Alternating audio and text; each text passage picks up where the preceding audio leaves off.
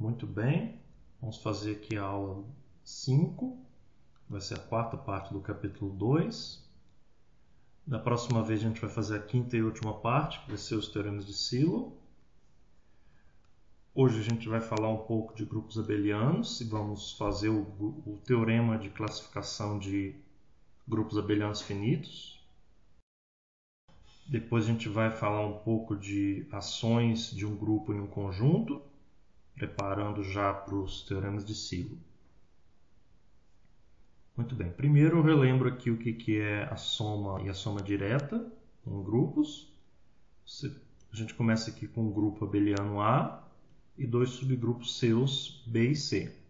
A gente chama da soma de B e C o conjunto das somas B mais C com B em B e C em C. Isso vai ser um subgrupo de A. E a gente diz que o A é soma direta de B com C e escreve A soma direta de B com C, quando qualquer elemento do A se escreve como soma de B com C, ou seja, A igual a B mais C, e além disso essa escrita é única. Essa é a mesma definição lá de espaço vetorial, quando o espaço vetorial é a soma de outros dois. E a gente mostra que isso aqui, um grupo abeliano ser soma direta de outros dois, é equivalente a ele ser soma e a interseção dos dois ser só o zero, que o zero é o elemento neutro. Então é a mesma proposição e teorema lá da álgebra linear. Um espaço vetorial é soma direta de outros dois, quando cada elemento se escreve como soma de um vetor de um com o vetor do outro de maneira única. E isso é equivalente a dizer que o espaço vetorial maior é gerado pelos outros dois menores e a interseção dos menores é só o zero. Aqui é a mesma coisa. O nosso objetivo nessa sessão é mostrar que qualquer grupo abeliano se decompõe como soma direta de grupos mais simples, bem mais simples. Vamos definir o que vão ser esses grupos mais simples agora. Para isso eu vou precisar aqui de mais umas definições. Vou definir o que é um elemento de torção e o subgrupo de torção. Um elemento é dito de torção quando ele tem período finito. A gente viu que para um elemento em um grupo tem duas possibilidades. Ou A elevado a n é o neutro para algum n, ou A elevado a n é diferente para cada valor de n. Então aqui a gente vai dizer que ele é de torção quando acontece a primeira das possibilidades, que é que o A elevado a n é o neutro para algum A. E aqui, como a gente está usando o grupo abeliano e a notação de soma, esse A elevado a n vai ser n vezes A. Vai ser escrito como n vezes A. Muito bem, é isso que é um grupo de torção. Agora, o que é um P-grupo? Um P-grupo é um grupo cuja ordem dele é uma potência de P. Então, a ordem dele é P quadrado, P ao cubo, ou alguma coisa assim. Ou P mesmo. Então, esse que é um P-grupo. Uma outra definição, a gente vai dizer que um grupo tem expoente m se A elevado a m é o E para qualquer A em A. Ele tem um expoente, em algum sentido, uma cota para a ordem dos seus elementos, uma cota multiplicativa. Aqui, como a notação é de soma, seria melhor escrever m vezes A, ao invés de A elevado a n. Porque a gente está usando a notação aditiva. M vezes A é igual a zero. Muito bem. Então a gente sabe o que é o expoente, um expoente de A. Muito bem. E a gente denota por A índice M o conjunto dos pontos de A que tem expoente E, expoente M. Então isso aqui vai ser um subgrupo de A. Em geral, ele está contido no A, estritamente. Se você pegar o M grande o bastante, isso aqui vai dar igual. Se você pegar, por exemplo, o M igual à ordem de A, isso aqui vai ser igual pelo teorema de Lagrange. A gente já provou lá no teorema de Lagrange que qualquer elemento de A, ordem dele divide a ordem de A. Então, se eu pegar o M igual à ordem de A, isso aqui vai dar igual. Por último, eu vou dar uma escrita aqui, definir uma notação para o o subconjunto, ou melhor, para o subgrupo dos P grupos de um grupo A. Então tem um grupo A, com o qual comecei, e agora eu pego o AP quadrado, aqui deveria ser elevado a J. P elevado a J ali no pé do A. P elevado a J. Então vai ser AP. AP são os caras com ordem até P. AP quadrado são os elementos cujo a ordem é um divisor de P quadrado. E por aí vai. Então você vai fazer a união de todos eles, vai dar todos os elementos cuja ordem é um divisor de alguma potência de P. Ou seja, cuja ordem é alguma potência de P. É o que está aqui. E você mostra que isso aqui é um subgrupo de A. O subgrupo dos elementos cuja ordem é uma potência de P. Esse aqui é o A de P, P entre parênteses. Muito bem. O primeiro teorema aqui, que vai ser basicamente o teorema inteiro, né, vai dar como consequência o teorema que a gente quer, diz que se você tiver um grupo abeliano A de expoente n, ou seja, qualquer elemento elevado a n dá um neutro, e você fatora o n como produto de dois caras primos entre si, então o A é igual a AM, soma direta com AM'. Ou seja, qualquer elemento de A é soma de um cara de expoente m com um cara de expoente m', e esse escrito é único. É soma escrito de maneira única. Ou ainda, se quiser, o AM interseção AM' é só o zero. E aí, com isso, a gente tem esse corolário dizendo que o A é soma direta de A de P com P dividindo N. Esse A de P, esse aqui dessa definição, né, são todos os caras, os elementos cuja ordem é uma potência de P. Então aqui eu fatorei o meu grupo A abeliano como soma direta de um monte de grupos abelianos. Aqui na definição de soma direta eu fiz só para duas parcelas, né, mas você claramente pode fazer para várias parcelas, né? É a mesma coisa lá do álgebra linear, é a mesma coisa aqui, só muda a escrita. Então, nesse corolário, eu estou dizendo que o A é soma direta de seus P subgrupos, porque esse A de P, se ele for finito, né, se o A for finito, o A de P também é finito, e a ordem dele vai ser uma potência de P, porque todos os elementos dele, a ordem é uma potência de P. A ordem desse A de P não pode ter nenhum fator diferente de P. Ele vai ser A de P também. Vai ser um P elevado a N também. Muito bem, isso aqui já dá quase o que a gente quer no final da sessão. E esse corolário vai sair direto do teorema. Por quê? Se o N for, por exemplo, for produto de três caras, né, P1 vezes P2, sei lá, elevado a 4, vezes P3 elevado a 5. Aí o que você vai fazer? Você vai fatorar o n, né, com o produto de 2. Você vai fatorar o n com o produto de 2, pode fatorar assim, né? P1 vezes P2 elevado a 4 vezes P3 a quinta. Esse da esquerda é o m e o outro é o m'. Então daqui eu já vou poder escrever o A como A P1 P2 a quarta vezes A P3 a quinta. E aí depois eu fatoro o outro, né, o m.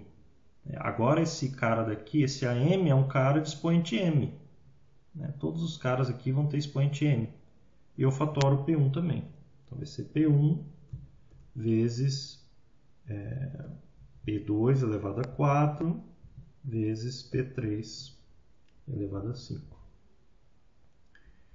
Então, se o n você consegue fatorar assim, então o A vai ser igual a A índice, esse cara todo daqui, produto ou soma direta, né? Soma direta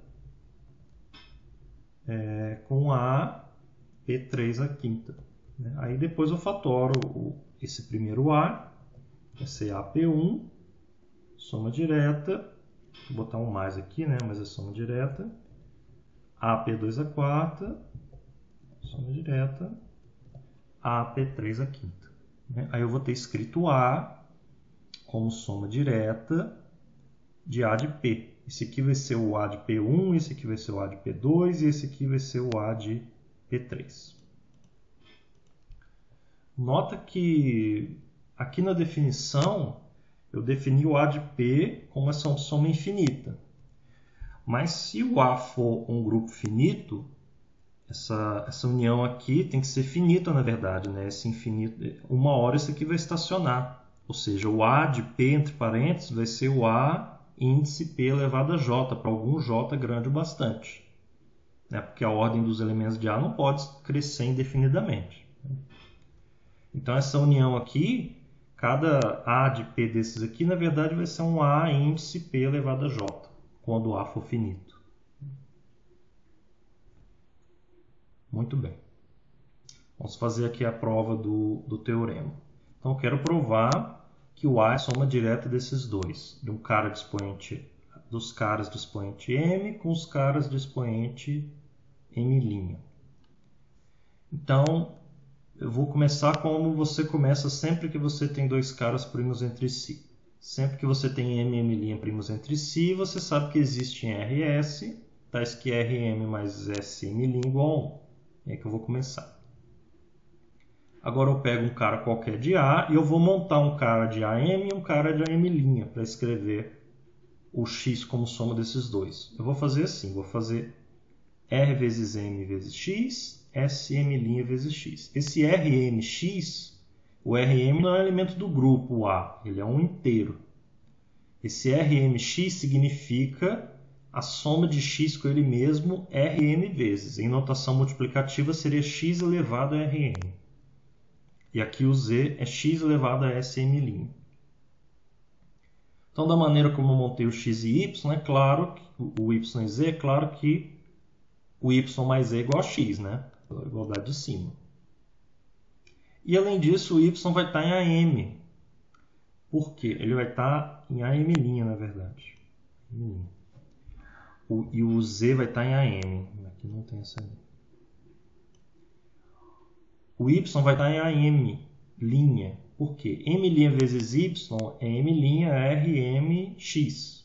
Aí eu ajeito aqui, vai dar M' vezes x, mas o M' é n. Né? Essa é a minha hipótese, né? Que eu decompus o n como produto de 2. M'. Dois primos entre si. Então eu vou ter aqui nx, mas o a tem expoente n. Então, nx é zero. Essa conta dá zero. Então, y é um dos elementos que tem expoente m'. Portanto, x está em AM'. Do mesmo modo, o z está em AM. Com isso, a gente mostrou como escrever um x de A como soma de um cara de AM' com um cara de AM. Eu mostrei que o A é soma desses dois subgrupos. Falta mostrar que a soma é direta. Para isso, eu pego um cara na interseção e vou mostrar que ele é zero. Agora, esse cara na interseção se escreve como soma desses dois, do mesmo jeito que eu escrevi ali em cima. Qualquer elemento do A se escreve como soma desses dois, em particular este. Agora, esse fator mx, ele é zero porque o x está em AM. E esse fator m'x é zero porque o x está em M'. Então, essa conta é zero. Ou seja, eu peguei um x na interseção e mostrei que ele é zero. Então, a interseção é zero e a soma é direta. Isso mostra o teorema. Muito bem, vamos definir um pouco mais de linguagem aqui para poder enunciar o teorema que a gente quer. Eu vou dizer que um grupo é de tipo P1R1, P2R2, PSRS quando ele é isomorfo ao produto cartesiano de ZP1R1, ZPSRS, onde ZK aqui é o quociente de Z por KZ. A gente já estudou isso aqui, o grupo cíclico com K elementos. Aqui é o grupo cíclico com P1 elevado a R1 elementos, aqui é o grupo cíclico com PS elevado a RS elementos. A isomorfo é isso aqui, a gente vai dizer que A é desse tipo. Por exemplo, um grupo do tipo P² Q ao cubo é isomorfo a esse aqui. Ele tem P ao cubo elementos, P ao cubo vezes Q a quarta elementos. Esse aqui é o produto cartesiano. Muito bem. Agora um lema, que a gente não vai provar aqui, está provado no livro, mas a gente vai usar na demonstração. Eu não vou fazer aqui para não estender demais. Ele vai dizer que se você tiver um grupo abeliano e pegar um elemento não nulo e um primo P, então começa com um grupo abeliano e um elemento B diferente do zero e um número primo P. Se a ordem desse elemento vezes P elevado a K é P elevado a M, então a ordem de B é P elevado a K mais M. A ordem de P de B é P elevado a K mais M. Vamos ver um exemplo aqui. No Z20, o período do 10 barra é 2. O período do 10 barra é 2. Agora, se eu dividir, em algum sentido você pode pensar que você está dividindo por 2, né? Pegando a metade do 10 barra. Se eu pegar a metade do 10 barra, o período vai ser o dobro, vai ser 4.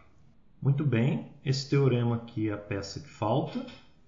Ele vai dizer que todo P grupo é isomorfo a um produto de P grupos cíclicos. Então, um produto de P grupos cíclicos é como eu defini aqui em cima. É um grupo de um certo tipo, P1R1, PSRS. E, nesse caso, se ele é um desse tipo, PR1, PRS, esses R são unicamente determinados. Nesse teorema 3 é o exemplo que esses P são todos iguais. Esses P são todos iguais. Isso aqui vai bastar para a gente junto com o primeiro teorema lá que a gente provou. Porque aqui eu estou descrevendo como é que é um grupo cuja ordem é uma potência de P.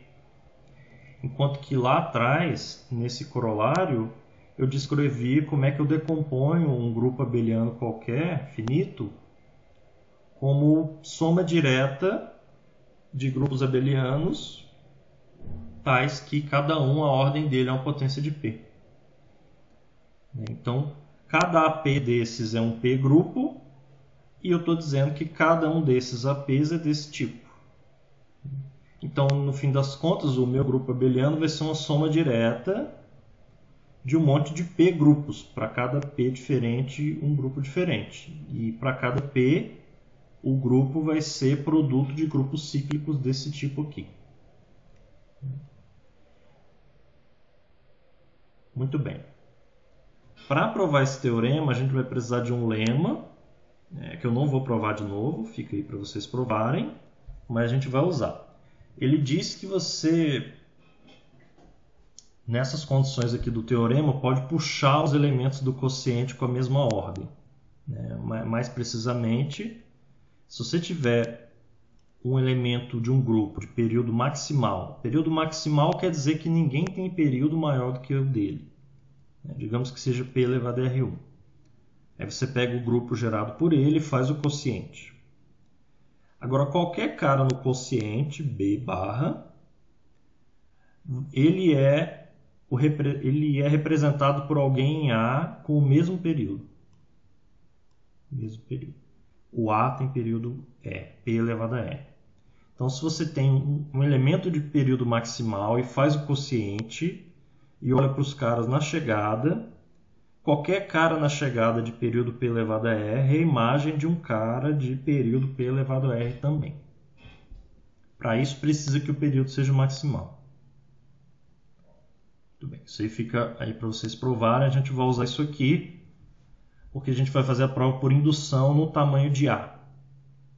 Essas provas aqui em teoria dos grupos, muitas delas são por indução no tamanho de A. E nesse caso, muitas vezes é fazendo quociente, porque se você pega um elemento em A, faz um subgrupo, depois faz o quociente, esse quociente agora tem ordem menor do que a de A, e você pode usar a hipótese de indução aqui. E depois tem que ter um jeito de juntar essa informação do quociente e trazê-la de volta para o A original. Esse lema 2 é o que faz esse papel. Para a gente, esse papel essencial aqui de você poder puxar um elemento para trás para o A com a mesma ordem. Muito bem, então vamos provar o teorema dizendo que qualquer P grupo é produto de grupos cíclicos. Tem a parte da unicidade, né? Fica aí de exercício para vocês também. Eu vou provar aqui só a existência. E vai ser por indução no tamanho, na cardinalidade do A. Então eu começo com o cara de período maximal e vou definir o subgrupo gerado por ele. Beleza. Se esse cara é o A, né, então o A1 já é cíclico, ele já é um grupo de tipo P elevado a R1. Acabou, né? É o que eu queria provar, que o A é de um certo tipo aqui. Esse caso em que o A já é gerado por A1 é o caso em que o próprio grupo com o qual comecei é um cíclico gerado por P elevado a R1. Muito bem, então, se não for assim, é porque o A quocientado por A1 não é o trivial, né? Tem alguma coisa a mais aqui, não é só o zero. Mas esse quociente de grupos abelianos é também um grupo abeliano, finito. E é também um P-grupo, né? Porque eu tenho um cara cuja ordem é uma potência de primo, eu quocientei por outro cuja ordem é uma potência de primo, esse quociente é o cara cuja ordem é uma potência de primo. Primo P especificamente. Então eu posso usar a hipótese de indução aqui no A barra, escrevendo ele como soma direta de grupos cíclicos de ordem P elevado a RJ. Que é o que eu quero mostrar, que o grupo A é produto de cíclicos de ordem P elevado a R1, P elevado a R2, P elevado a RS. Eu sei que o quociente tem ordem menor, então o quociente é desse formato, né? É desse formato. Muito bem, agora pelo lema eu posso puxar o gerador de cada AJ barra para trás para o A, com a mesma ordem, com o mesmo período. O período do AJ vai ser PR também. O período do AJ barra é PR, porque o AJ barra é o gerador do A grande J barra, que é cíclico de ordem P elevado a RJ. Mas pelo lema eu posso puxar o AJ barra para trás com o mesmo período. Essa ideia de puxar para trás é porque eu estou sempre pensando numa aplicação que vai de A no A quocientado por A1. Aplicação quociente. Aplicação quociente. E eu estou pensando em puxar para trás por esse homomorfismo, né?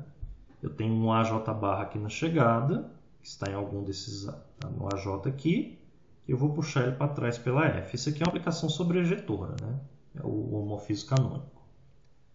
O lema diz que você pode puxar para trás com a mesma ordem. Beleza. Agora eu tenho um elemento em A. Eu vou pegar o gerado por ele, chamar de AJ. Aqui, a notação é um pouco enganadora, talvez, porque esse AJ barra grande dá a impressão de que é a imagem do AJ. Não é, podia ter botado tio aqui ao invés de barra, né? Ele não é necessariamente a imagem desse cara que eu estou pegando aqui. Ele vai ser por causa da maneira que eu escolhi, né? Eu escolhi ele sendo o gerador do AJ, e aqui é o gerado por AJ barra, etc, né? Mas essa barra aqui não queria significar a princípio que ele é a imagem de um cara que eu tenho previamente, né? Eu montei ele depois. Então eu peguei esse AJ no A, fiz o grupo gerado, vai dar um AJ grande. E a minha afirmação é que o A é soma direta desses AJs. É a soma direta desse A1 original que eu tinha com esses outros AJs que eu acabei de montar. Essa é a minha afirmação. Vamos ver que é verdade. Então, eu vou primeiro mostrar que é soma, né? Que o A é soma desses caras. Eu vou pegar um A em A, um X em A. Eu pego a classe é soma de x2 barra até xs barra, com xj barra em AJ barra. Porque o A barra é soma direta desses AJ barras. Então, esse x barra estando no quociente, ele também é soma direta. Ele é soma desses xj barras. Então, se eu passo isso tudo para cá, fica x menos esses x barras. A classe disso tudo é zero, né? Nesse quociente. Então, esse cara que eu peguei a classe, x menos x2 menos xs, está em A1. Ou seja, ele é um x1 de A1. Ele é algum elemento de A1. Então, passando para lá de novo, o x é soma de x1 com x2 com xs, e cada xj está em AJ. Esse xj barra está em AJ barra e o xj vai estar em AJ. Com isso, eu mostrei que o A é de fato soma desses conjuntos AJ que eu montei.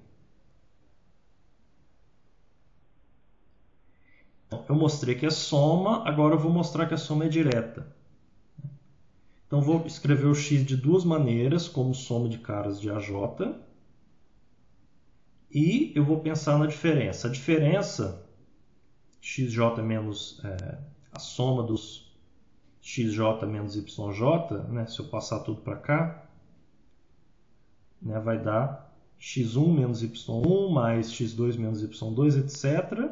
Quando eu passar a classe, já que o x1 menos y está em A1, vai dar 0.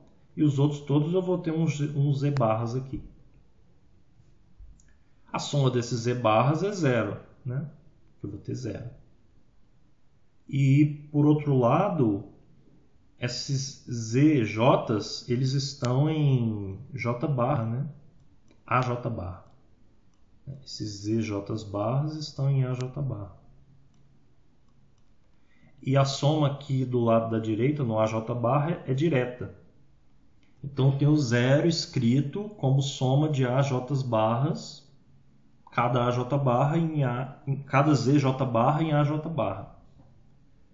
Mas a soma é direta.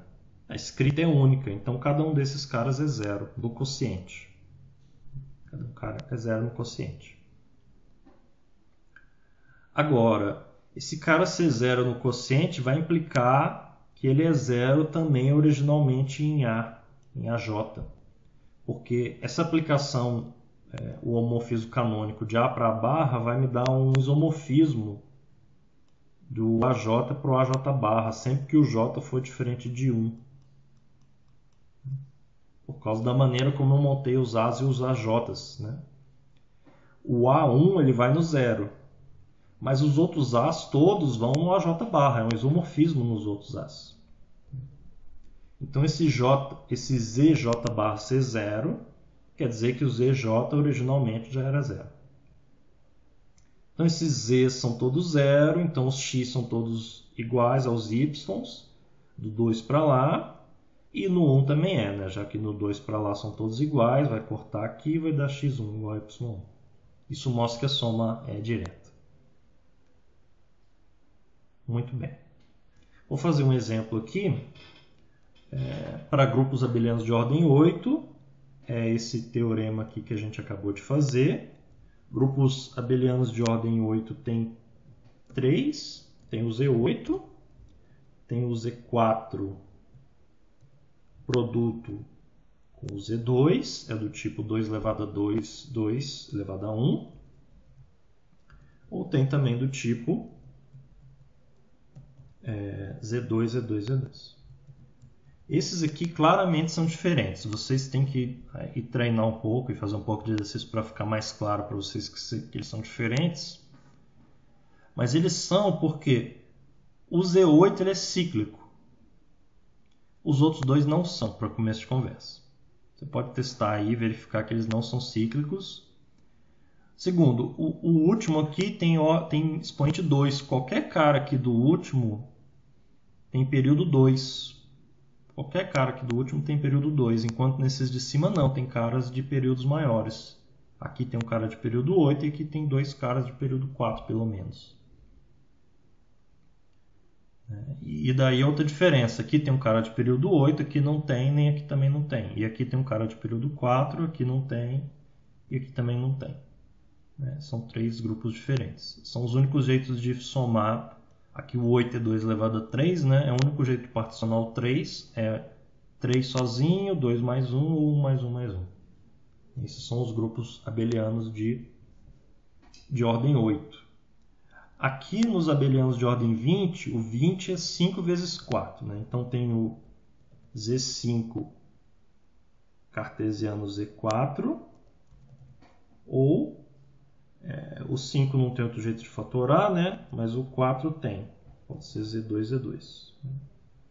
Então esses aqui também são diferentes, o argumento é parecido com o de cima, é só você olhar para as ordens dos grupos, né?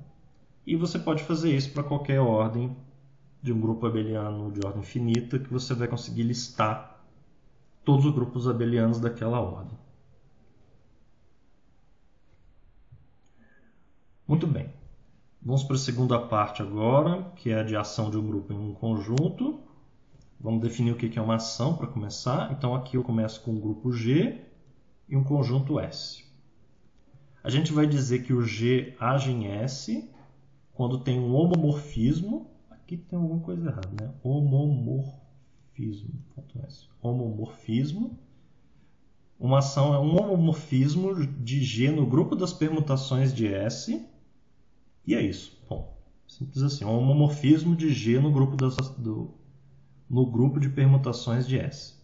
Então, cada elemento G vai dar uma permutação dos elementos de S. Esse é o sentido da ação. Aí tem uma série de notações, muitas são usadas em física, então tem uma quantidade enorme de notações aqui. Algumas são um pouco confusas para a gente, mas a gente vai ter que se acostumar. Então, a gente usa também πx ao invés de π de x para denotar a ação de x. E dado um elemento de S, a gente pode denotar por π de x, πx de S, ou x de S, a ação de x em S, ou ainda xs, né, que é mais confuso. Ou ainda π de x de S. Tem essas quatro notações aí, pelo menos. Isso aqui é a ação de x em S. A gente vai ver exemplos aí já já. E aí tem uma primeira proposição que diz que você agir com um elemento y em S e depois agir com x é a mesma coisa do que agir com x vezes y, esse produto aqui no grupo. E agir com a identidade é o mesmo que nada. Isso vem do fato de π ser um homomorfismo. Muito bem, o primeiro exemplo aqui para a gente é a translação. A translação leva cada elemento x na sua translação por x. Ele vai ser um homomorfismo de G no grupo das permutações de G. E cada translação por x vai agir no y, transladando ele por x. Isso aqui é uma ação. Uma outra ação que vai ser muito importante aqui para a gente, tanto para provar os teoremas de Silo, quanto para provar que o grupo é solúvel, para várias coisas, vai ser a conjugação. Tem dois tipos de conjugação.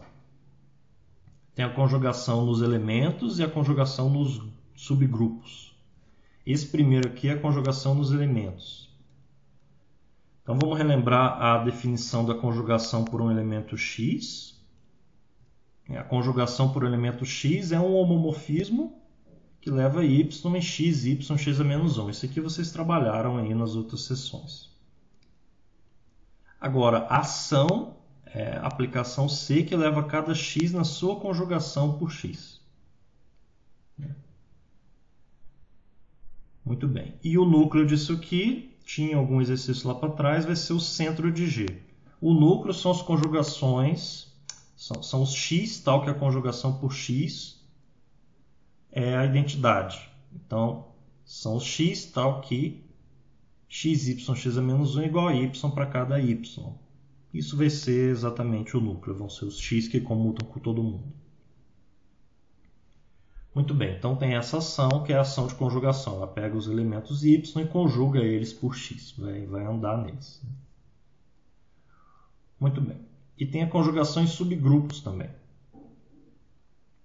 A conjugação em subgrupos você começa com o x, e aí ele vai estar associado com um c de x, a conjugação por x, mas essa conjugação é em subgrupos agora. O conjunto que você vai permutar é o dos subgrupos de G. Cada subgrupo H vai ser elevado em xh, x a menos 1. Esse aqui é um subgrupo também, do mesmo tamanho, chamado um conjugado de H. E isso aqui vai dar uma ação também em G. Vai dar uma ação em G. Então aqui é a hora de você pegar e fazer diversos exemplos em S3, fazer em S4, fazer vários exemplos, fazer no Z4 mesmo, no Z2 cartesiano Z2. pegar vários exemplos aí de conjugação e ver os conjugados, etc. Muito bem. Vamos definir aqui ainda o que é o grupo de isotropia de um elemento.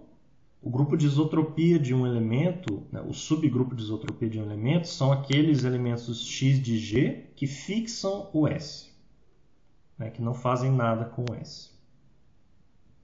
Aí tem um nome especial quando é conjugação. Quando é conjugação por elementos, a gente vai chamar isso aqui de centralizador, e quando é conjugação por subgrupos, a gente chama de normalizador.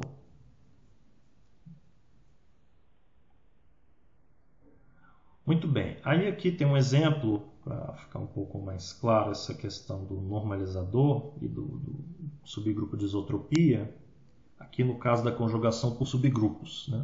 Lembra que uma definição de subgrupo normal era aquele para o qual xh a menos 1 era h para qualquer x. Isso é dizer que a conjugação por x em h não faz nada, ele é fixado pela conjugação. Isso é dizer que o h está no grupo de isotropia de x. Isso é dizer que o h é normal. H é normal, ele só é conjugado a si mesmo somente se ele é normal. Aí aqui para entrar nesse contexto aqui, a gente pensa na conjugação para subgrupos e o normalizador vai ser os elementos que fixam o H. No caso do grupo normal, todo mundo está no normalizador. Todo mundo está no normalizador. Porque todo mundo fixa o H. Então, no caso de um grupo normal, o normalizador é o G inteiro. É o G inteiro. E, de novo, fica aí para vocês fazerem os exemplos e testarem os grupos de isotropia do S4, do S3. Tem muita coisa lá para treinar. Isso é uma questão de se acostumar. Mais uma notação é a órbita. A órbita de um elemento S de S são os lugares onde o S vai conforme ele é movido pela ação. Aí tem várias notações, GS, OS, O. Então você fixa o S, vai variando o G, o X, e vai fazendo XS. Isso vai dar uma órbita do S.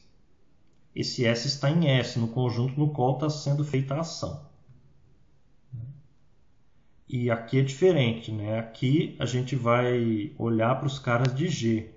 São os caras de G que fixam um elemento de S. Então, o grupo de isotropia é sempre um subgrupo de G. A órbita é um subconjunto de S. S não precisa ser um grupo. S não precisa ser um grupo. Muito bem. Aí, no caso particular em que a gente está falando de uma ação por conjugação, a órbita é chamada de classe de conjugação do elemento. Ela é a classe de conjugação do elemento. Ou seja, é pegar um elemento y e depois fazer o xy, x a menos 1 para todos os x. Vai dar uma tabela, vai dar vários caras. Essa é a classe de conjugação do y. Essa aqui é a definição aqui de classe de conjugação. Então, de novo, fica o reforço aí para vocês trabalharem bastante no S3 e no S4 para entender esses conceitos todos aqui. Muito bem, agora tem uma propriedade, essa aqui sim vai ajudar a gente bastante a fazer contas depois, com o teorema de Sylow principalmente. Vai entrar forte lá na prova do teorema de Sylow. Essas órbitas aqui elas vão ser disjuntas. Elas vão ser disjuntas e a união delas é o S. Por quê? Digamos que o S tem aqui 6 elementos. 6 elementos. Esse elemento A, eu ajo nele, eu vou andar para o outro, para o B. E depois eu ajo o B, vou andar para o C, e depois ajo o C e vou andar para o B, para o A de novo. E depois vai ficar rodando aqui. Isso aqui é uma órbita. Vamos dizer que a outra órbita seja esse cara sozinho. O neutro sempre é uma órbita sozinho. Então, por causa dessa propriedade daqui de cima. Essa. O E sempre tem uma órbita sozinha dele. Pelo menos. Pode ter mais gente na órbita do E, mas o E sempre tem essa órbita aqui. Muito bem. E esses dois, digamos que um vai para o outro vai para o 1. Então o que acontece? Tem 3 órbitas aqui. E essa questão de estar na mesma órbita, você verifica que é uma relação de equivalência. É uma relação de equivalência. Então, claramente, elas vão fazer uma partição do S. Elas vão ser disjuntas e a união vai ser o S. Isso vai ajudar a gente bastante. Mais ainda com a proposição que eu vou mostrar em seguida. Então, esse negócio de agir no conjunto, a vantagem disso é que você vai particionar o conjunto de alguma maneira. De uma maneira que vai ser relevante. A gente já usou essa ideia antes no Teorema de Lagrange. No Teorema de Lagrange, a gente particionou o conjunto em várias classes laterais. Cada classe lateral tinha o mesmo tamanho, o tamanho do subgrupo. Então, como consequência, o tamanho de G era igual ao tamanho do subgrupo vezes alguma coisa. Então, o tamanho do subgrupo fatora, aqui o Lagrange, o tamanho de G era igual ao tamanho de H vezes o número de classes, vezes algum D, vezes um certo D. Como consequência, como é tudo inteiro, o tamanho de H tinha que dividir o tamanho de G. A gente poderia colocar isso aqui nesse contexto de órbita também, daria para fazer isso. Então aqui é como se tivesse D órbitas dos elementos, nas classes laterais. Cada classe lateral é uma órbita. Aqui a gente vai fazer uma coisa parecida. A gente vai ter classes, só que vai ser um pouco mais elaborado, mas a ideia é a mesma. É particionar o grupo G, de modo que a gente vai extrair informação sobre o tamanho do G. Muito bem, essa proposição aqui vai ser fundamental para o que a gente quer. Vai ser a segunda chave aí para o que a gente quer. Ela, junto com essa propriedade 2, vai dar o que a gente precisa. Aqui a gente tem uma função do quociente de G por um grupo de isotropia no S, que leva a classe lateral do grupo de isotropia na ação de x em S.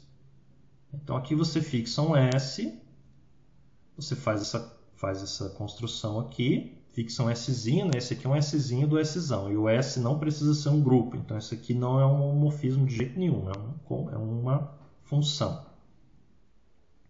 E você define essa função. Você tem que verificar que isso aqui está bem definida, porque aqui se trata de um quociente, Mas você verifica que está bem definida e mais ainda, você verifica que é uma bijeção.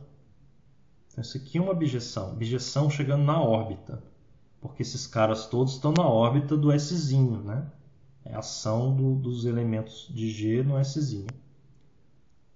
E, como consequência, o tamanho da órbita é o índice do grupo de isotropia em G. Porque eu tenho uma bijeção entre esse conjunto G quocientado por GS e esse outro conjunto da órbita. Então eles têm o mesmo tamanho. Mas o tamanho desse, um dividido pelo outro, é esse índice aqui, essa definição do índice. Esse aqui vê que é uma bijeção, é claro. Por quê? Ela é sobrejetiva porque eu estou chegando na órbita. E é claro que qualquer elemento da órbita vem de algum, exatamente por causa da maneira como está definido. Segundo, ela vai ser injetora. Por quê? Se eu fizer xs igual a ys, e passo y para lá, eu vou ter esse elemento aqui fixando s. X a menos 1y agindo em s dá s. Então x a menos 1y está no grupo de isotropia. Então a classe lateral dos dois é a mesma. X a menos 1y gs igual a gs, passa para lá, vai dar igual. Então os dois são na mesma classe, isso aqui é uma bijeção. Então esses dois objetos que eu defini antes, a órbita e o grupo de isotropia, tem essa relação. Se um for muito grande, o outro tem que ser pequeno e vice-versa. Especificamente isso aqui. O tamanho da órbita é o índice do grupo de isotropia em G. Claro, porque se o GS tem muita gente, quer dizer que é muita gente fixada, então não pode ser uma grande órbita e vice-versa. Muito bem. Aí se você aplicar essa proposição na ação de conjugação, se você aplicar na conjugação de subgrupos, você vai ter essa informação de que o número de subgrupos conjugados a um subgrupo específico é o índice do normalizador em G, e o número de elementos de uma classe de conjugação é o índice do grupo de isotropia de um elemento em G. Isso aqui é simplesmente aplicar isso aqui lá na ação por conjugação, né? Nessa ação aqui. Muito bem.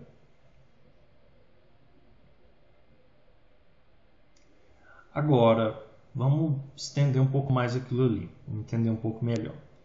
Vamos supor que o S, quer dizer, não supor, né? A gente sabe que o S é a união de órbitas, né? Aqui eu tenho as órbitas do S. Supõe que ela é finita. Então, cada órbita dessas aqui, o tamanho dela é esse. É o índice de algum grupo de isotropia no G. Então, vou trocar o tamanho da órbita pelo tamanho do índice. Isso aqui vai dar uma fórmula para a gente. O tamanho de S é soma de certos tamanhos daqui. Muito bem. Para terminar, vamos escrever essa proposição aqui da equação das classes, que vai ser essencial lá para os teoremas de Sylow, que ela vai juntar tudo isso aqui que a gente já fez. Ela vai ser basicamente essa discussão daqui de cima, só que aplicada para o caso em que a ação é a conjugação dos elementos. Então, o que acontece na conjugação nos elementos? Esse grupo de isotropia aqui, quando o elemento está no centro, esse subgrupo de isotropia é todo mundo, porque todo mundo vai comutar com aquele cara.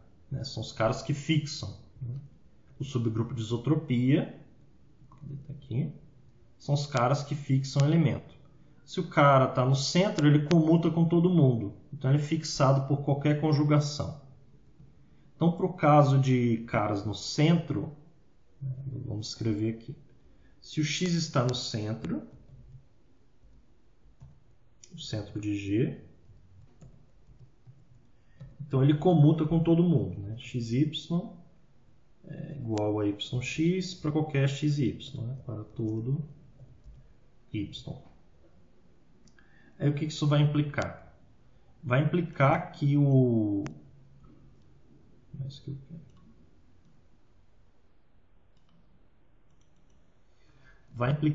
o subgrupo de isotropia de X na ação por conjugação é todo o G. É todo o G. Porque todo mundo fixa o X. Né? Aqui, outra maneira de escrever isso aqui é que isso aqui é Y menos 1. Y menos 1 igual a X. Y menos 1, YX menos 1 é X para qualquer Y. Então, todo mundo está no grupo de isotropia do X. Todo mundo fixa o X. Então, o índice do grupo de isotropia de X em G é 1. Isso é somente se o grupo de isotropia é todo mundo, né? Se esse índice é 1, se somente se o grupo de isotropia é todo mundo, se somente se o X comuta com todo mundo, se somente se ele está no centro. Então, nessa conta daqui de cima, os caras do centro vão dar 1 aqui nessa conta. Esse parênteses vai dar 1. E os caras que não são do centro não vai dar 1, vai dar algum outro número. Então, eu vou separar aqui em cima essa soma. Essa soma vai ter um monte de parcelas que dá 1.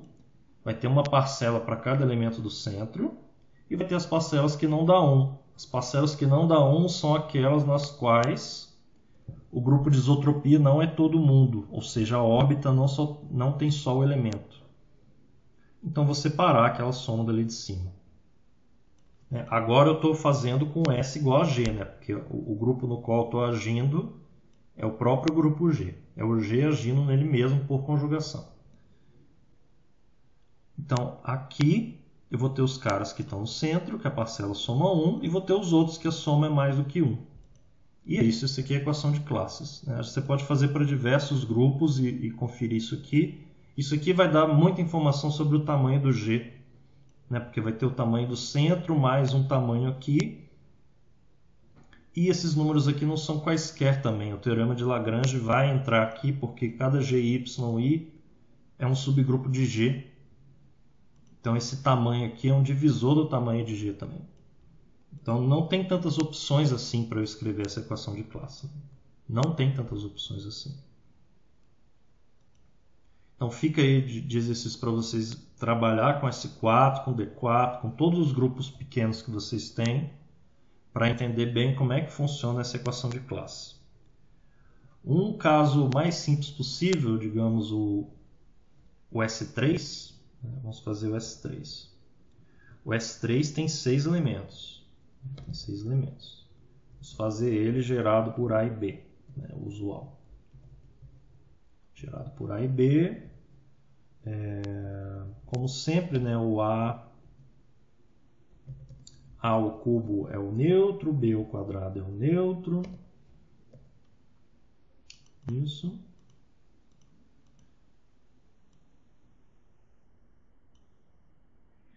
Aí o que acontece? Quem é o centro aqui do S3? O centro do S3 tem só o neutro. Porque o A não comuta com B. Você vê que os outros também... Sempre tem alguém que não comuta com um dos outros fixado. Então só tem um cara no centro. Então essa soma aqui tem que dar 5. Mas tem que dar 5 com divisores de 6. Cada cara aqui é divisor de 6. Porque o GY, a ordem dele é divisor de 6. Então, e aqui é 6. Então, isso aqui é 2 ou 3. Só tem 2 classes, então. Então, tem um cara... Tem um YI para o qual isso aqui dá 2. Tem um outro para o qual dá 3. São mais do que um, porque aqui são representantes. Mas tem um deles para o qual dá 2 e tem um outro para o qual dá 3. Então, tem uma órbita... Isso aqui é o tamanho das órbitas. Lembra daqui de cima? Esse aqui são o tamanho das órbitas. A gente está vendo como índice, mas são os tamanhos das órbitas. Então, o que acontece? S3 tem 3 órbitas pela conjugação.